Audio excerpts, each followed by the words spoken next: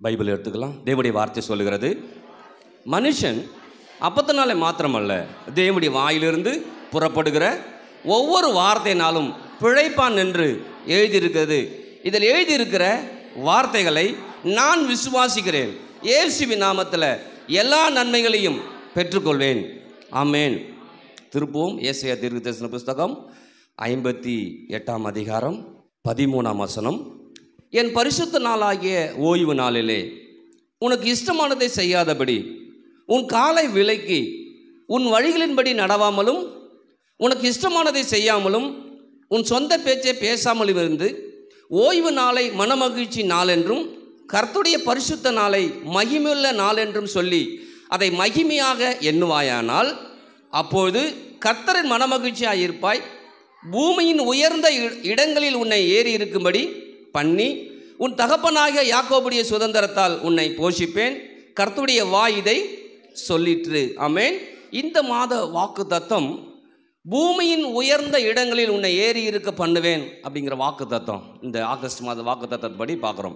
அதன் குறித்த காரியத்தை தான் நம்ம இப்போ பார்க்க இருக்கிறோம். அருமையான சகோதரர் சொல்லும்போது உயர்ந்திருப்பேன்னு சொல்லிகிட்டே இருந்தார். கர்த்தர் எனக்கு பூஸ்ட் கொடுத்துட்டார்.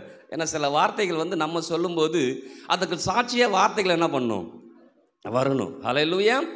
அப்படி கர்த்தர் நமக்கு ஒரு பெரிய உயர்ந்த இடங்களை கர்த்தர் நம்ம வைத்திருக்கிறார். இன்னும் சொல்லும்போது உயர்ந்த இடங்களில் ஏறி இருக்க பண்ணுகிற தேவன். நீங்கள் ஒருவேளை இது வரைக்கும் நீங்கள் முயற்சி செய்து தோற்று போயிருக்கலாம். ஆனால் தேவனுடைய வார்த்தை தோற்று போனதா சரித்திரமே இல்லை. அப்போ தோற்று போகாத ஒரு வார்த்தையை கர்த்தர் உங்களுக்கு சொல்கிறார். நீ உயர்ந்த இடங்களில் உன்னை ஏறி இருக்கும் பண்ணும்படி கர்த்தர் நம்மளை அழைச்சிருக்கிறார். எதுவரை அமேன்னு சொல்கிறது. அதில் தான் இன்னொரு மொழிபெயர்ப்பு சொல்லுகிறது, நாட்டின் உயர்ந்த இடங்களில் நான் உன்னை ஏறி இருக்கும்படி செய்வேன்.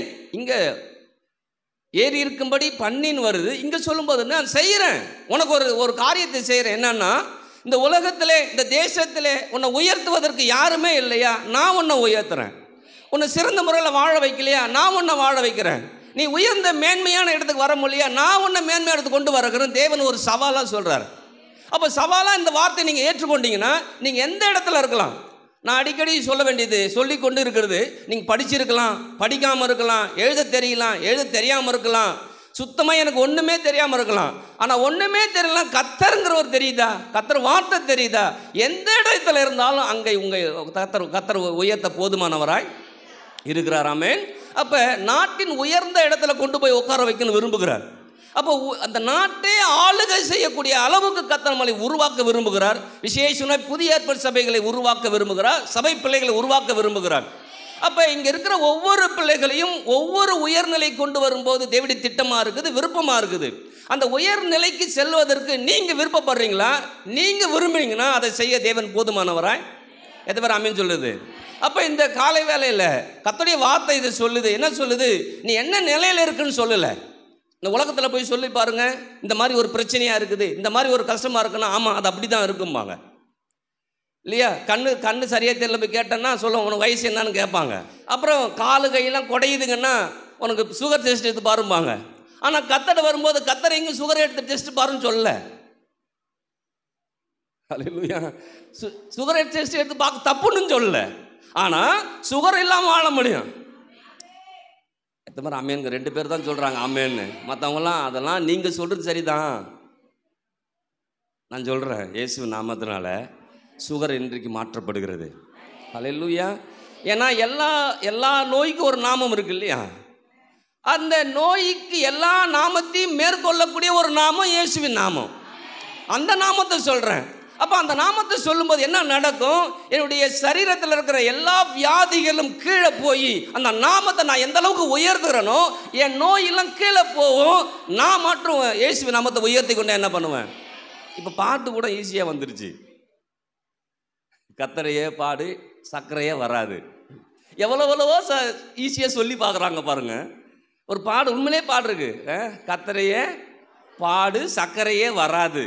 நீங்கள் கேட்கலாம், நான் பாடுனேன் ஆனால் சக்கரை இருக்குது. நம்பாமல் பாடிட்டு இருக்கிறோம். நம்ம என்ன பண்ணுறோம் இல்லைங்களா. நான் எந்த அளவுக்கு கர்த்தரை நம்புறனோ அந்த அளவுக்கு நான் பாடுவேன். எந்த அளவுக்கு நான் நம்புறனோ அந்த அளவுக்கு அவர் துதிப்பேன். எந்த அளவுக்கு அவர் நம்புறனோ அந்த அளவுக்கு அவருக்காக வாழ ஆரம்பிப்பேன். ஆமென். இங்க சொல்றார் பாருங்க, நீ பூமியின் இடங்களில் உன்னை ஏறி இருக்க பண்ண உயர்ந்ததை கொண்டு வரும் அப்படின்னு சொல்லும்போது யாரை எப்படிப்பட்டவரை கொண்டு வருவாங்க? ஏன்னா எல்லாரையும் கொண்டு போய் உட்கார வைக்க முடியாது. அல்லேலூயா. அப்ப யாரை கொண்டு உட்கார வைப்பாங்க? இங்க அவரே அதுக்கு பதில் சொல்றாரு. என்ன சொல்றாரு? இந்த பரிசுத்த ஓய்வு நாளை ஒரு மகிமை நாளாய் இனி எண்ணுவாயானால். சத்தத்தை காணோம். அப்ப இந்த நாள்ல ஆண்டவர் ஆராதிக்க வந்திருக்கிறோம் இல்லையா? இந்த நாள்ல கர்த்தரை மகிமைப்படுத்த வந்திருக்கிறோமா, கர்த்தர் நாமத்தை உயர்த்த வந்திருக்கிறோமா, அவர்களை மேல கொண்டு வரும் சொல்றாரு. ரெண்டு சொல்றாரு பாருங்க, உனக்கு இஷ்டமானதை. அப்ப கர்த்தர் என்ன சொல்றாரோ அதை செய்ய போறேன், அப்படி வாழ போறேன், அப்படி அதுல பயணிக்க போறேன். அப்படி பயணிக்கும் போது அவர்களை உயர்ந்து கொண்டு வந்து நிறுத்துவார். அப்புறம் சொல்றாரு சொந்த பேச்ச. இது ரொம்ப முக்கியமானது. ஏன்னா சொந்த பேச்சு சில பேர் நல்லா இருக்கிறாங்கன்னா நம்ம அப்பா நல்லா வச்சுதே பேசிட்டு இருப்பாங்க இல்லையா? குடும்பத்தில் ஏன் பிரச்சனை வருது? நம்முடைய குடும்பத்தில் அதாவது விசுவாசி குடும்பத்தில் ஏன் பிரச்சனை வருது அப்படின்னு சொல்லிச்சிங்களேன் வச்சிங்களேன். ஏன் உலகத்தை பற்றி பேசிக்கிட்டு இந்த கணவன் மனைவி இருக்கிறாங்கன்னா மனைவி எப்போ பார்த்தாலும் யாரை பற்றி தான் சொல்லும்? அவங்க அப்பாவை பற்றியும் அவங்க அம்மாவை பற்றியும் பேசிக்கிட்டே இருக்கும். அப்போ வீட்டுக்காரருக்கு என்ன பண்ணுவார்? நான் மட்டும் சலிச்சால எங்கள் அப்பாவை என்ன அப்படி தானே பண்ணார். அதை தான் சொந்த பேச்சு பேசாத. உங்கள் அப்பாவை பற்றி அம்மாவை பற்றி பேசாமல், இன்னும் சொல்லப்போனால் உன்னுடைய சூழ்நிலையை பற்றி பேசாமல், உன்னுடைய காரியத்தை பற்றி பேசாமல் கர்த்தர் என்ன சொல்லியிருக்கிறார் அதை பேசு. அதை பேசும்போது வாழ்வு வரும், அதை பேசும்போது உயர்வு வரும். ஆமென். அதெல்லாம் அடிக்கடி நான் சொல்கிறேன், உலகத்தில் உபத்திரம் உண்டு. அப்படியே நிறுத்திருந்தாருன்னா நான் உபத்திரவத்தால் இருக்கலாம். ஆனால் சொல்கிறாரு திடன்கொள். அப்போ ஏன் அந்த திடன் கொள்ளக்கூடிய அந்த வார்த்தை ரொம்ப முக்கியம். திடன் கொள்வது யார் பேரில் திடன் கொள்கிறேன், யாரை நம்பி நான் பயப்படாமல் இருக்கிறேன். இந்த உபத்திரம் மத்தியில் இருக்கிறேன், கஷ்டத்தில் மத்தியில் இருக்கிறேன். அப்போ கஷ்டத்தில் மத்தியில் நான் யாரை திடன் கொள்ளுமோ அவரை திடன் கொள்ளணும். இப்போ நம்ம மனுஷன் எப்படி ஆகிட்டோன்னா, ஏன்னா நான் அப்படி தான் வாழ்ந்தேன். எனக்கு ஒரு பழமொழி, நான் சிங்கப்பூரில் வாழும்போது அதாவது பயணிக்கும்போது, தன் கையே தனக்கு உதவி. அது எனக்கு ரொம்ப பிடிச்ச வார்த்தை. அந்த self help is the best help. அது எனக்கு மனப்பாடம் பண்ணிடும். என் வேலை ஸ்தலத்திலே மற்ற சேலை செய்யும்போது அதுதான் தன் கையே தனக்கு உதவி. ரெண்டாவது ஒரு வார்த்தை, தங்க வார்த்தை எனக்கு சொல்கிறா, அழக சொல்ல, செய்யலைன்னா செத்து மடி. அப்படி தான் செய்வேன் வேலை. அப்போ இது ரெண்டும் எனக்குள்ளார இருக்கும். தன் கையே தனக்கு உதவி, என் கை எனக்கு உதவின்னு செய்வேன். நல்லா தான் செஞ்சேன். அப்போ இப்படி தான் போயிட்டு பாருங்க. அப்புறம் தான் தெரிஞ்சிச்சு, ஏசுக்கிட்ட வந்த பிறகு நான் அப்படி தான் இருந்தேன். இப்போ இன்றைக்கெலாம் ஞாயிற்றுக்கு ஆராதனை நிறைய பேர் வரல பாருங்கள். நானும் அப்படி தான் இருந்தேன். சிங்கப்பூருக்கு வேலைக்கு போயிருக்கிறோம். அந்த ஞாயிற்றுக்கிழமை வந்துச்சுன்னா பெரிய போராட்டமாக இருக்கும். போராட்டம்னா கொஞ்சம் நஞ்ச போராட்டம் இருக்காது. என்ன போராட்டம் இருக்குன்னா, அந்த உலகத்துலேயும் பாருங்கள், அவன் நம்மளை இழுக்கிறதுக்குன்னே ஒரு அமௌண்ட்டை கொடுப்பான்.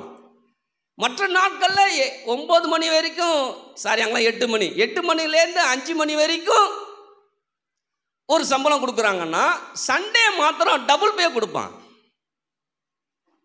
2 நாள் சம்பளத்தை ஒரு நாள் கொடுப்பான்.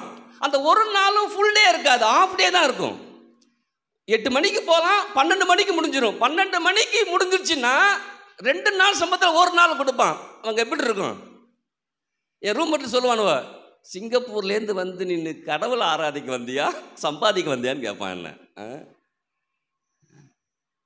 நானும் என்ன பண்ணுறது, அப்போல்லாம் கொஞ்சம் மொத்தம் விசுவாசியாக இருக்கும்போது, ஏன்னா நம்ம வீட்டில் ஃபோன் வரும்ல, சம்பாதிச்சிட்டியா, காசு அனுப்பிட்டியா, அதை பண்ணியா, இதை பண்ணியா. என்ன பண்ணுவேன், சரி போனா 2 நாள் சம்பளம் வருது அப்படின்னு போயிடுவேன். ஆனால் ஒரு நாள் கர்த்தர் என்னோட இடைப்படும் போது தான் அதை விட்டு ஒழிச்சேன். முதல்ல என்னைக்கு டபுள் பேவை விட்டு ஒழிச்சேன்னு அந்த சிங்கிளுக்குள்ளார வந்தேன். அந்த சிங்கிளுக்கு வரும்போதே கர்த்தர் டபுளாக மாற்றினார். நான் சாட்சியாக தான் இருக்கிறேங்க. சாதாரண வேலை வாய்ப்புக்குள்ளார போனேன்னா அந்த தேசத்தில் கான்ட்ராக்ட் எடுத்து வேலை பார்க்குற அளவு கர்த்தர் நடத்தினார். எப்போனாலும் போவோம், எப்போனாலும் வரும் வேலைக்கு. நம்மளாம் 8 மணிக்கு ஓடி, எனக்கு நினைப்பு இருக்குது, ஆரம்ப நாட்கள் போகும்போது 8 மணிக்கு போய் 7:45 எல்லாம் கார்டு பஞ்ச் பண்ணுவாங்க. கார்டு பஞ்ச் பண்ணல அப்படின்னா 8 மணி, 8 மணி பண்ணலன்னா 8:05, 8:15 வரைக்கும் பஞ்ச் பண்ணலாம். 8:15ங்கிறது 8:20 ஆயிடுச்சுன்னா ½ அன் ஹவர் கட் பண்ணுறோம் சேலரியில். யோசிச்சு பாருங்கள், 8:15 எப்படி போகணும், எத்தனை மணிக்கு எழுந்திருக்கணும், எத்தனை மணிக்கு குளிக்கணும், எத்தனை மணிக்கு கிளம்பி போகணும். 7:45 போய் கார்டு அடித்தாதான் அன்னைக்கு சம்பளம். அந்த மாதிரி இருந்துச்சு. அப்படிதான் ஓடி ஓடி ஓடி ஓடணும்.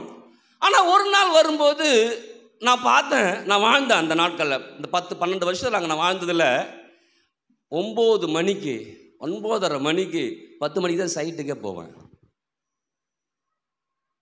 ஏன்னா எனக்கு ஆள் இருந்தாங்க வேலை செய்கிறது தனியாக. ஹல்லேலூயா. ஃபோனில் சொல்லிடுவேன், இதை செய்யணும் அதை செய்யணும், அங்கே வந்துடுறேன், இத்தனை மணி தான் வருவேன். அப்போ யோசிச்சு பாருங்கள், எந்த இடத்துல அந்த பணம் தான் முக்கியம், இது வேலை தான் முக்கியம்னு ஓடுனேன். ஆனால் அந்த நேரத்தில் கர்த்தர் தான் முக்கியம். நான் நின்ன இடத்துல அதே தேசத்தில் கான்ட்ராக்ட் எடுத்து வேலை பார்க்குறவளும் கர்த்தர் நடத்தினார். ஹல்லேலூயா. அப்போ தான் யோசிச்சு பார்த்தேன், அப்போ சில வேலைகளை நான் முடிவு பண்ண வேண்டியது அவசியமா? அதுதான் அந்த வாக்குத்தத்தம் மாதிரி சொன்னேன். தானியேலை உயர்த்தின தேவன் தானியேல் ஒரு தீர்மானம் பண்ணுறான். இந்த காலவேளை உங்களை பார்த்து கர்த்தர் சொல்கிறாரு, நீ இந்த வாரத்தின் முதல் நாள் ஆகிய இந்த நாளில் கர்த்தரை நோக்கி வரியா? அன்னைக்கு எப்படி மகதனா மரியல் வாரத்தின் முதல் நாளில் ஆண்டவராகிய இயேசு கிறிஸ்து உயிர் தெழுந்த நாளில் போய் அங்கே கல்லறையிட்ட நின்னாங்களோ, இன்னைக்கு தேவ சபையில் தேவ சமூகத்தை நீங்கள் நிற்கிறீங்களோ, அந்த இடத்துல எப்படி அந்த கல்லறை புரட்டப்பட்டிருந்தோ, கல் புரட்டப்பட்டிருந்தோ, அதே போல இந்த நாட்களில் வந்த இந்த வாரத்தின் முதல் நாளில் வந்த ஒவ்வொரு வாழ்க்கையும் கர்த்தர் புரட்டி போட கர்த்தர் நல்லவராக இருக்கிறார். சவாலாக சொல்கிறேன், உங்கள் வாழ்க்கை புரட்டி போடணுமா? உங்கள் வாழ்க்கை மேன்மை அடையணுமா? உங்கள் வாழ்க்கை உயர்ந்து இருக்கணுமா? இந்த வாரத்தின் முதல் நாளில் கர்த்தர் நல்லவர் என்பதை ஆராதிக்கும் போதே உங்கள் வாழ்க்கை மாற்றப்பட்டு கொண்டு இருக்கிறது. ஆமென். எத்தனை பேர் ஆமென் சொல்லுது? அதனால தான் ஆண்டவர் சொல்கிறேன், இதை மகிமையாக என்ன, நீ எதெல்லாம் மகிமையாக நினைக்கிற, வேலை மகிமையாக நினைக்கிறான், பணம் மகிமையாக நினைக்கலாம். நான் சில வேலை இப்படி யோசிப்பேன் பாருங்கள். இந்த உலகத்தில் பாருங்கள், நிறைய பேர் நல்லா முன்னேறி போயிடுறான்.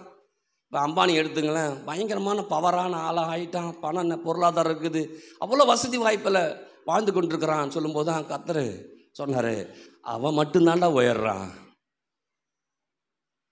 அவன் ஜனம் யாரும். ஆனால் நாம் அப்படிப்பட்டவர் இல்லை, எல்லாரையும் உயர்த்தவர். நம்ம தேவன் அப்படிப்பட்டவர் இல்லைங்க, என்னை மட்டும் உயர்த்துறவங்களே.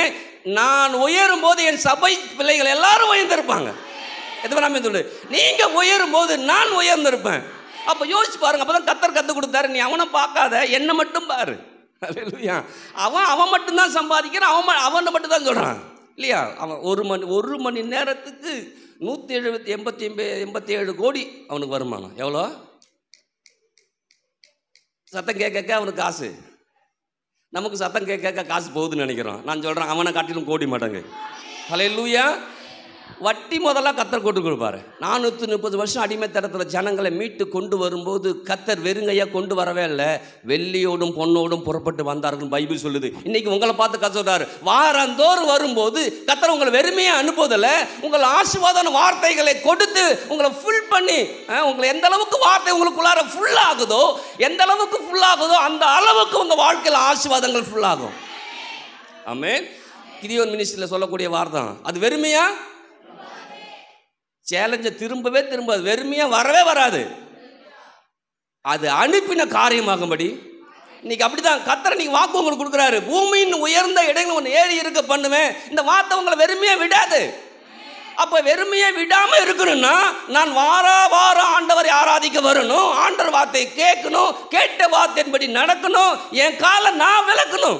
நிறைய பேர் சொல்கிறாங்க, ஆண்டவரே என் காலை நீங்கள் விளக்காது. நீ உன் காலை விளக்குடா, அது உன் கால், என் கால் இல்லை. நிறைய ஆண்டவரே என் காலை கொஞ்சம் விலைக்கு கொண்டு வா. இல்லை, உனக்குன்னு அறிவு இருக்குது, உனக்குன்னு ஒரு சித்தம் இருக்குது, உனக்குன்னு விருப்பம் இருக்குது, அதை எல்லாத்தையும் மாற்றினா உன் காலை விலகும்.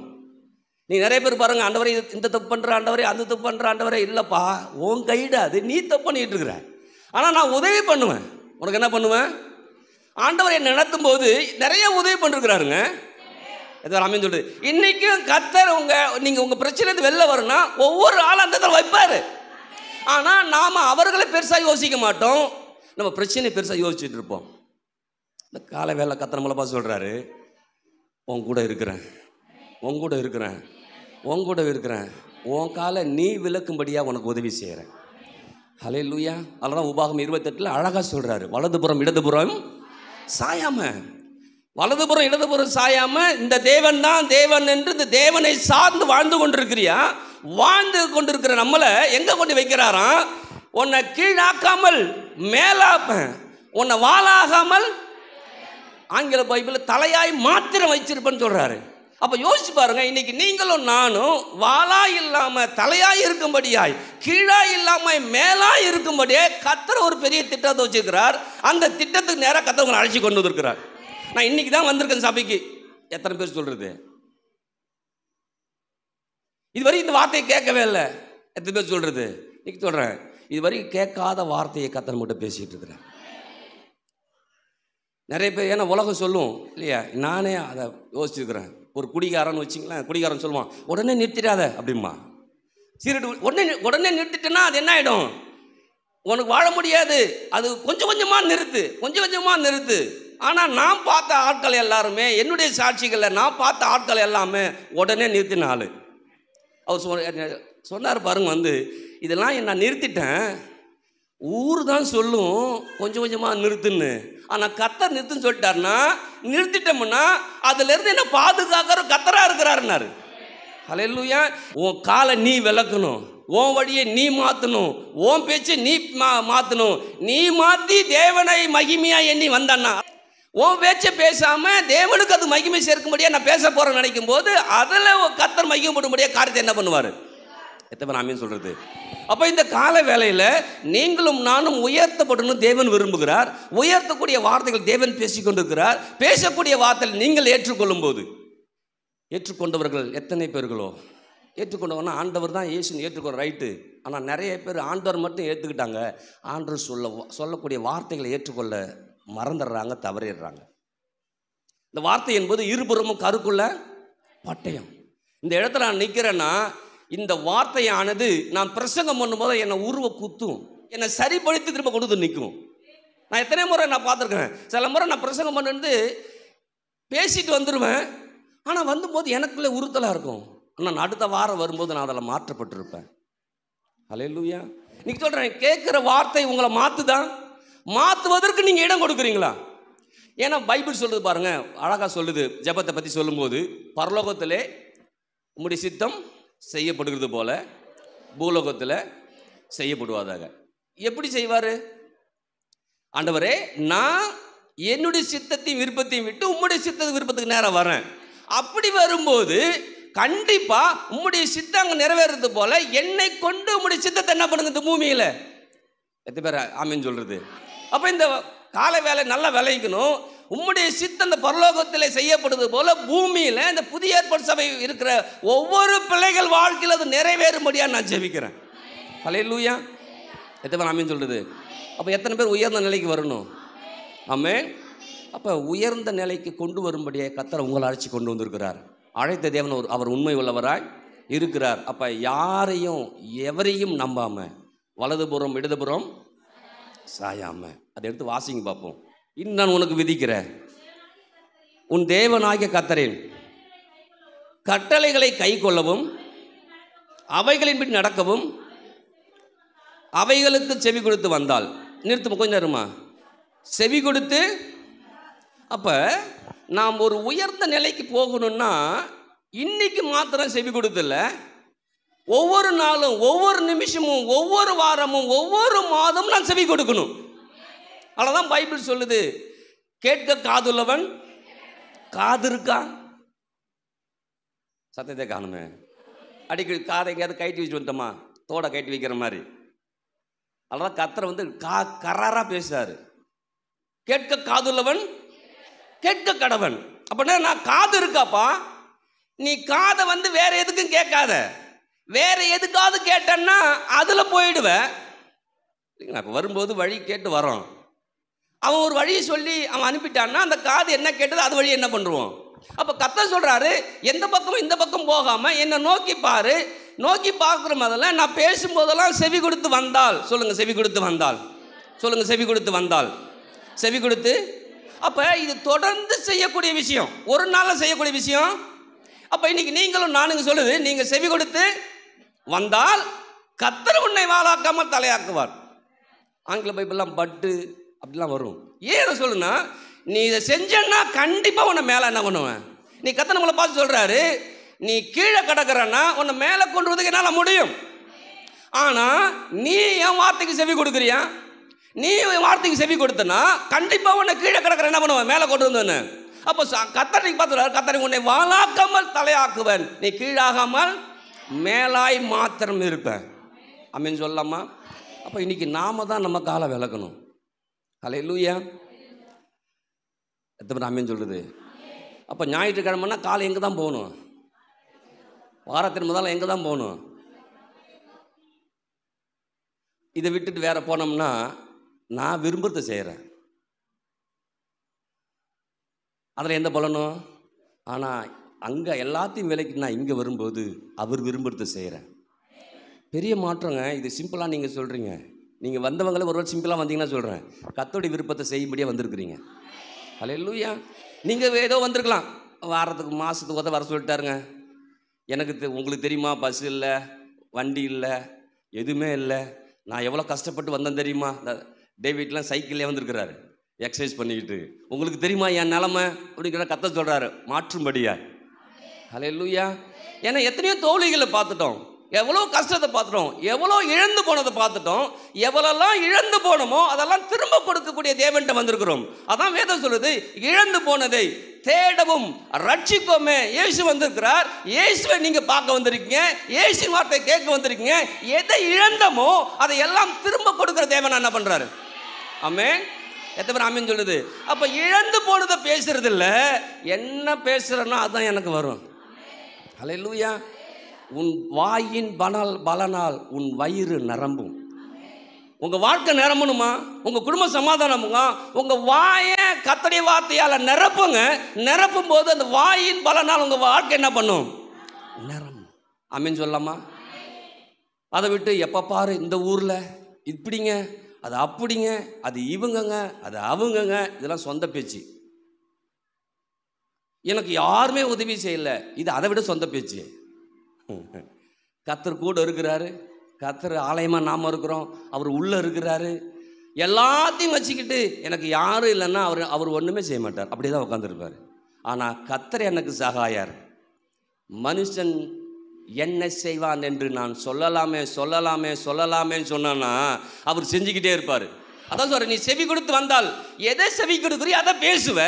அதை பேசும்போது வாழ்க்கை மாறும். உன் வாழ்க்கை மாறுறது மாத்திரமல்ல, எல்லா ஜனங்களின் வாழ்க்கையும் மாறும். இந்த கடைசி நாட்களில் சொல்லிருக்க கடைசி நாட்களில் சபையில் தான் ஆசீர்வாதம் என்ன பண்ணுது. ஆனால் சபை எப்படி ஆகி போச்சுன்னா கடைசி நாட்கள் துன்பம் நினச்சிட்டு இருக்குது. ஹல்லேலூயா. அதாவது துன்பம்னு சொல்லும்போது நம்ம சில விஷயத்தை பார்க்குறோமே, அந்த துன்பம் இல்லை. ஹல்லேலூயா. நம்ம சில ஏழைகளில் சில மாநிலங்களில் பிரச்சனை இருக்கு இல்லையா, நான் அதையே சில கண்ணோட்டத்தெல்லாம் பார்ப்பேன். ஏன்னா சில பிரச்சனைகள் நமக்கு இப்போ நான் இங்கே இருக்கிற வச்சிங்கன்னா ஒரு பிரச்சனை வருதுன்னா அதை எப்படி டீல் பண்ணுவோம், அப்படி டீல் பண்ணும். அப்படி டீல் பண்ணாமல் நான் சரியாக டீல் பண்ணாமல் விட்டேன்னா அது எனக்கு பிரச்சனை என்ன வந்துடும். ஆனால் கண்டிப்பாக அது பிரச்சனையே டீல் பண்ணாமே கர்த்தரன் டீல் பண்ண முடியும். ஹல்லேலூயா. நான் இப்போ எப்படி பண்ணுறதுன்னா, எந்த பிரச்சனை நான் டீல் பண்ணலாம் ஆண்டவரே, நீங்களே டீலு. சத்தத்தை காணுங்க. நான் நிறைய உதாரணம் சொல்லியிருக்கேன். தானியேல் அப்படி தான் டீல் பண்ணார். சிங்க கபியில் போட்ட சொன்னது ராஜாவுக்கும் தானியேலுக்கும் ரொம்ப ஃபிட்டு. தானியேலுக்கு ராஜாவுக்கு ரொம்ப பிடிக்குங்க இல்லையா. அந்த சட்டத்தின்படி ராஜா போடுறான், விருப்பமில்லாத தான் போடுறான். விருப்பமில்லாத போட்டான். சிங்க கபில போட்ட பிறகு சிங்கத்திட்ட யார் டீல் பண்றது? சத்தத்தை காணுங்க. நீங்க நினைக்கணுமா, என் குடும்பமே சிங்கமா இருக்குதுங்க, என் புள்ள ஒரு சிங்கம், என் புருஷன் ஒரு சிங்கம், என் மனைவி ஒரு சிங்கம், என் மருமகன் ஒரு சிங்கம், என் மகள் ஒரு சிங்கம், டீல் பண்ணுவாருங்க ஆண்டவரே. சத்தத்தை காணுமே. ஹல்லேலூயா. ஏன் நமக்கு சொல்லி கொடுத்துட்டாங்க இல்லையா, உன் வீட்டாரே உனக்கு சத்துரு எப்படி டீல் பண்ணுவாரு, அவரு டீல் பண்றேங்கிறாரு. இப்ப நான் டீல் பண்றதே இல்லை. சத்தத்தை காணுமே. நானும் சபையில் சில காரியத்தை யோசிச்சு பார்த்தேன், இப்படி யோசிச்சு பார்த்தேன், அப்படி ஜெபம் பண்ண பார்த்தேன். மைக்கில் நீனே டீல் பண்ண நினைக்கிற, நீ டீல் பண்ணி எத்தனை பேர் டீல் ஆகிருக்கிற அப்படின்னு கேட்குறாரு. நான் கேட்டேன், ஒன்றும் வர. நானும் என்னை பார்க்கும்போது நான் நினைப்பேன், ஆண்டவரே என்னை பார்க்கும்போது சில பேர்லாம் யூஸ்லெஸ் நினைக்கிறாங்களான்னு தெரியல, இவன் விளங்காதவன்னு நினைக்கிறாங்கன்னு தெரியல. நான் சிலதெல்லாம் பேசுகிறேன், ஆனாலும் அதை பெருசாக எடுத்துக்க மாட்டேன். ஆண்டவரே நான் என்ன தான் பண்ணுறது? எப்பா நீனே டீல் பண்ணாதான், நான் டீல் பண்ணுறேன்னாரு. ஹல்லேலூயா. டீல் பண்ணுவாரா? சிங்கத்தை டீல் பண்ணாரா? தானியேல் தப்பிச்சானா? நம்ம குடும்பம் தப்பிக்கப்படும், நம் பிள்ளைகள் தப்பிக்கப்படுவார்கள். அப்போ டீல் பண்ணணும்னா யாராவது ஒருத்தங்க இருக்கணும். அதுக்கு தானியேல் ஆண்டோட இருந்தாங்க. இன்னைக்கு நீங்கள் ஒரு ஆள் தான் வந்திருக்கீங்க. நீங்கள் ஆண்டோட இருக்கிறீங்களா? நீங்கள் ஆண்டவரை நம்புறீங்களா? நீங்கள் ஆண்டவர் வார்த்தையை நம்புறீங்களா? நீங்கள் ஆண்டவர் சார்ந்து இருக்கிறீங்களா? நீங்கள் சார்ந்துறீங்களா? நீங்கள் சிங்க கப்பியா இருந்தாலும் உள்ளே போய் என்ன பண்ணலாம்? கொரட்டை விட்டு தூங்கியிருக்கலாம். கொரட்டை விட்டு என்ன பண்ணலாம்? சத்தத்தை காணுமே. சிங்கத்துக்கு டிஸ்டர்ப் ஆகிருக்கும். ஐயோ இவனை தூக்கி போட்டாங்களே, வேற ஆளை போட்டு நல்லா இருந்திருக்கும்னு நினச்சிருக்கும் சிங்கம். வேற ஆளை போட்டிருந்தா சாப்பிட்ருக்கும் இல்லையா? அது நிம்மதியாக தூங்கியிருக்கும். இப்போ தானியேலை போட்டோன்னு தானியேல் கோட்டை விடுறது சிங்கத்துக்கு தாங்க மாட்டாங்குது. சத்தத்தை காணுமே. அது நினச்சிருக்கும் வேற யாராவது போடுங்கன்னு. அதுக்கு ஜபம், அந்த ஜபம் கேட்டப்பட்டுச்சு. அடுத்த ஆளை தூக்கி போட்டோன்னு சாப்பிட்டுருச்சு. ஹல்லேலூயா. அப்போ இன்னைக்கு மெயின் திங்ஸ் வரேன். நான் ஒரு தீர்மானம் பண்ணுறேன். வாரம் கத்த சமுத்திரம் என்ன பண்ணுவேன்? நிற்பேன். ஹல்லேலூயா. நான் தான் கவர்மெண்ட் வேலையை பற்றி சொல்லுவேன். கவர்மெண்ட் வேலையில் பார்த்தோம்னா டொங்குன்னு 31ஆம் தேதி ஒத்துன்னு ஊந்துடுது. டொங்குன்னு பண்ணுது மெசேஜ் வந்து டொங்குன்னு கேட்குதா? நீங்கள் நினைக்கிறீங்க எங்கங்க டொங்குன்னெலாம் கேட்கல. இப்போ அப்படி ஆகிப்போச்சு. இப்போ மத்திய அரசெல்லாம் நிறைய பேர் வேலை செய்கிறாங்க. ஓஏபி வருது, என்னது 100 நாள் வேலை, மத்திய அரசு சம்பளம். டொங்குன்னு கேட்குதா? அந்த டொங்குனுதே பிடிச்சிட்டு நிற்கிறோமா, கத்தரை பிடிச்சிட்டு நிற்கிறோமா? ஹல்லேலூயா. சத்தத்தை காணுமே. அவருக்கு எப்படிங்க மெசேஜ்? எனக்கு மெசேஜ் வரும்ல. ஒரு தீர்மானம் பண்ணுங்க. எந்த இடத்துல இருந்தாலும் கர்த்தர் நம்மை வாழ வைப்பார், உங்களை வாழ வைப்பார். அதில்தான் ஆரம்ப நாட்கள்லேருந்து ஒரு வசனம் என்ன பிடிச்சி தொங்குனது. நான் பட்டணத்திலும் ஆசீர்வதிக்கப்பட்டிருப்பேன், இந்த கிராமத்திலும் ஆசீர்வதிக்கப்பட்டிருப்பேன், நான் பட்டணத்திலும் ஆசீர்வதிக்கப்பட்டிருப்பேன். இதெல்லாம் எனக்கு தங்க வசனம். என்ன வசனம்? தங்க வசனம். வசனத்தை அந்த நிறைய பிரதருக்கு தான் சொல்கிறேன். நான் ஒரு காணிக்கை பெட்டிலாம் வச்சுருப்பேன். அப்போ வச்சோம்னா டொக்கு டொக்குன்னு தான் சத்தம் கேட்கும்.